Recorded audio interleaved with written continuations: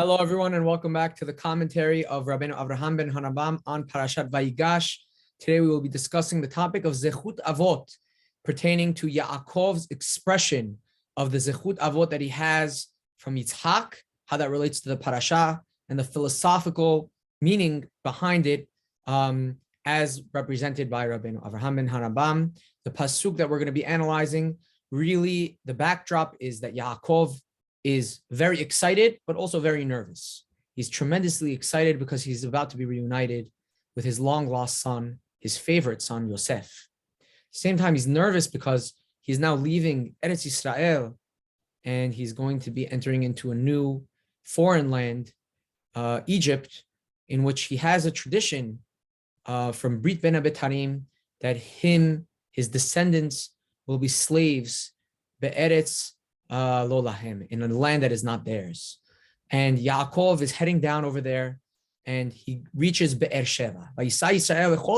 He brings everything with him. And what does he do there? He brings korbanot leElohe Aviv Yitzhak, to the God of his father Yitzhak. Now, what is the nature of the bringing of these korbanot in the name of Yitzhak? Why is he bringing these korbanot right now? And what do they have to do with Yitzhak? Rabbenu Avraham answers. There is a great secret. There is an idea embedded over here in which he wants to elaborate. These korbanot are in thanks to the God of his father. This is similar in nature to a korban todah that a person would bring when he goes to the Bet HaMikdash out of happiness for Borei Olam having done something for him, saving him, providing for him, so on. In particular, in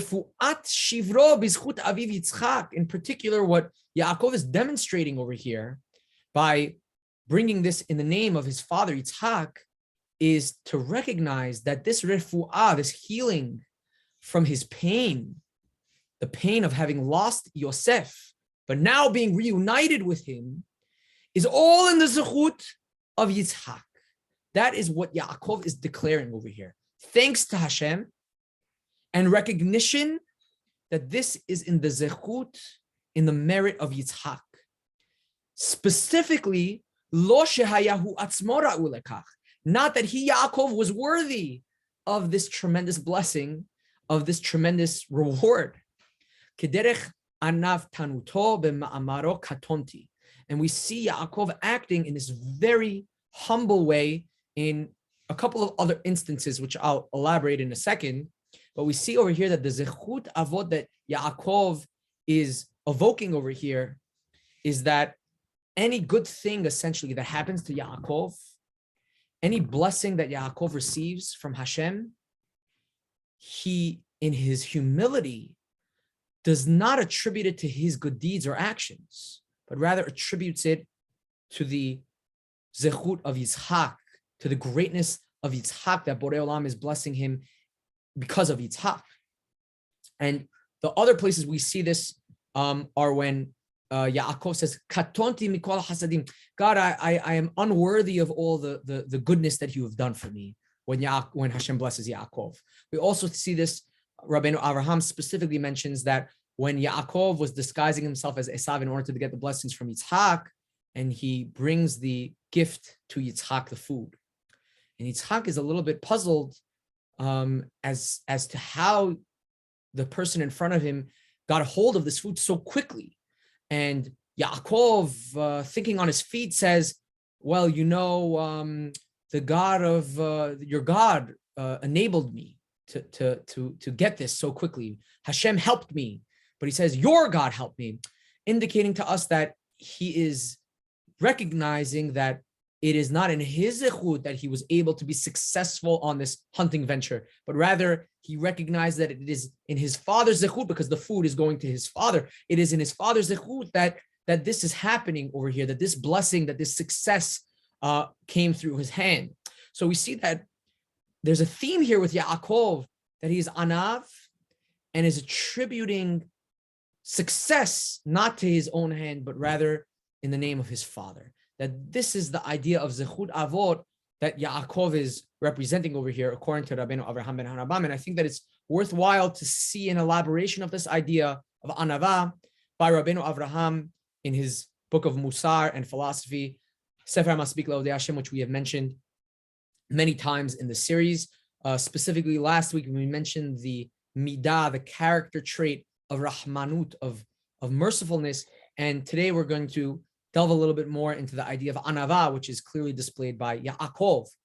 So in Sefer Masbik, Rabbeinu Avraham describes anava penimit, which is this internal anava. It's not something that you're necessarily showcasing and wearing on your sleeve. It's not something that you are demonstrating to people, but rather it's something, a very internal process over here. That a person should know his deficiencies, his limitations, his faults. And to really analyze them. His faults, his limitations, compared to those who are greater than him. This is exactly what Yaakov is doing. He is looking and analyzing his limitations compared to the greatness of his father. That is anava. And anava entails a lot more than this. Anava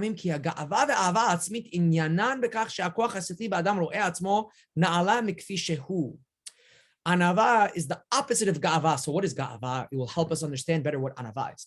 Ga'ava, or ahava atzmit, the over obsession of oneself, is when a person thinks, really it's an intellectual endeavor over here, when you analyze and you mistakenly think more of what yourself than what you really are. You elevate your qualities more than what they are. You think higher of yourself than what you really are. From here we see what really anava is. It's the opposite.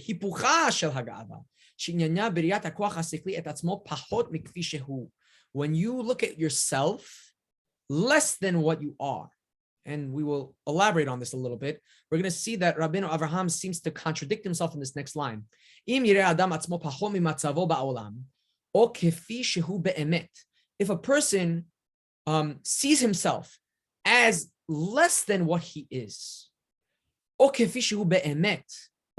what he really is, without any addition and without any mistake, meaning an accurate depiction, less than what he is, or exactly what he is. Which one is it? Is it that anava, he should view himself as less than what he is, or exactly as he is? Rabbeinu Avraham is providing a little bit of leeway here. And in order to understand why, we have to look back at Rambam, his father's explanation of midot and the middle path. In Hilchot De'ot, Rambam explains that we should always be in the middle path, but it's not that simple, because many people have natural tendencies to one extreme versus another extreme, and society at large influences us towards one extreme versus another extreme. So for example, let's say we live in a society in which spending money is done without much thought and done somewhat excessively, right? If you go in the middle path, that middle path may not last you so long, because you may be influenced by your surroundings to spend more than what you should be doing. In that case, Rambam suggests to us that you should tilt yourself a little bit to the opposite extreme, that is a little bit in the stinginess, which in and of itself is not necessarily good, but since you are being pulled towards spending too much, then going in the direction of being a little bit stingy will balance itself out and sort of naturally lead you towards the middle path. In other words, what we're seeing over here is that there's this constant analysis of a person's midot that must be taking place, a constant heshbon, a constant juggling of his natural inclinations, his surroundings, and how do I position myself to get into the middle, not excessive in any of the bad qualities.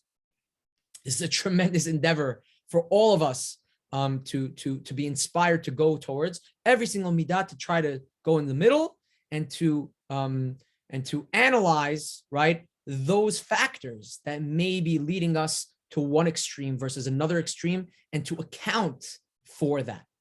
So over here, Rabbeinu Avraham is telling you, you may want to err on the side of caution.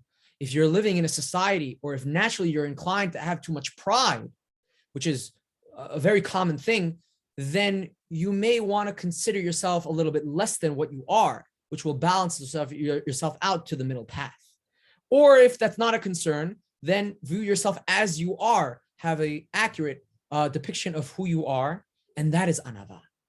Without any addition, without any mistake, an accurate depiction or a little bit less to counteract the ga'ava that may be influencing you. And you should constantly try to achieve those midot that are not yet in your possession, to try to go in that middle path. A person should break his soul in order to achieve that. As David HaMelech said, that is anava, to lower yourself and to not see yourself as more than what you are, but rather exactly as you are or less than what you are. That is what Yaakov Avinu does. He recognizes that not everything is in his merit, not everything is because of him. He recognizes that there are those who are greater than him. That is what he is striving towards, the ways of his father Yitzhak.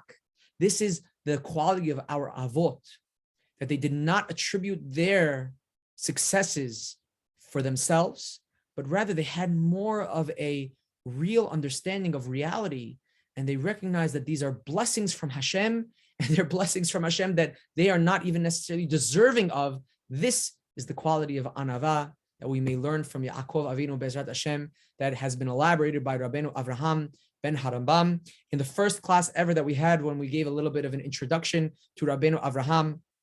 We mentioned a teshuvah, a letter, an igeret that Rambam wrote, and Rambam wrote about his son Rabbenu Avraham, and he describes his son when Rabbenu Avraham was at a very young age, and he praises his son Rabbenu Avraham with not too many words, but one of the qualities that he describes Rabbenu Avraham as is an individual who is anav, a person who is shafel, who is lowly, and he praises to others his son Rabbenu Avraham in that quality, because it is such an important quality, and it seems to be a quality in which Rabbenu Avraham values so much and sees it in the actions of our forefathers in these parashiot. Hazak Baruch, thank you for joining us. Please join us next week with Parashat Vayechi, ending off Sefer Bereshit. Hazak Baruch.